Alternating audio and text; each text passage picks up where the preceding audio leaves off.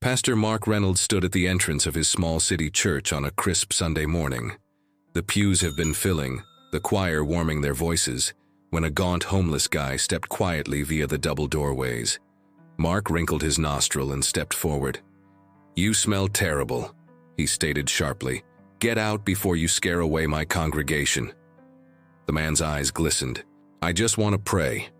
However, Pastor Mark driven him in the direction of the door, the timber ground creaking under their to a numerous church individuals, Emily Harris, Tom Whitaker, and some others close to the aisle, stared in stunned silence. "Pastor, that's not right. How can you be so merciless to a person who only desires to pray?" "I'm protecting our church," Mark said, his voice hard. "God helps those who help themselves." He closed the doors with a company click, and the carrier commenced, though a heavy unease settled over the sanctuary. His call became David Collins, although no person knew it yet.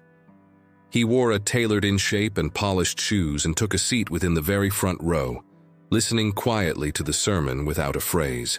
Whilst the final hymn diminished and the congregation started out to mingle, David approached Pastor Mark with a relaxed smile. "I heard what occurred to that homeless man this morning," he said.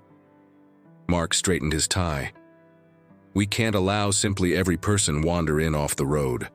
David pulled out his smartphone and opened an app. "This is my church donation account," he explained.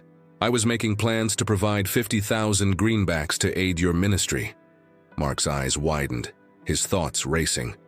$50,000 could restore the roof, update the sound machine, even fund a brand new young people center. "But first," David stated, lowering his voice, "I need to test something." He stepped out of doors into the cold afternoon. 5 minutes later, he back carrying ragged garments and scuffed shoes, his hair mussed and a faint, unpleasant smell clinging to him. "Now," he requested gently, "will you allow me pray?" Pastor Mark didn't apprehend him within the disguise.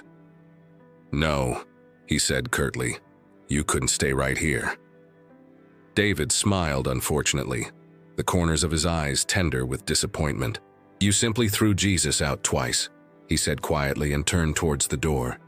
The sanctuary appeared to maintain its breath as David walked away, leaving Mark frozen wherein he stood, cognizance crashing over him like a cold tide.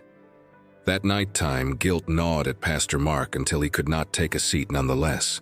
He walked via dark streets and below flickering streetlights, searching for the homeless man he had become away, hoping for a chance to express regret and perhaps to be forgiven.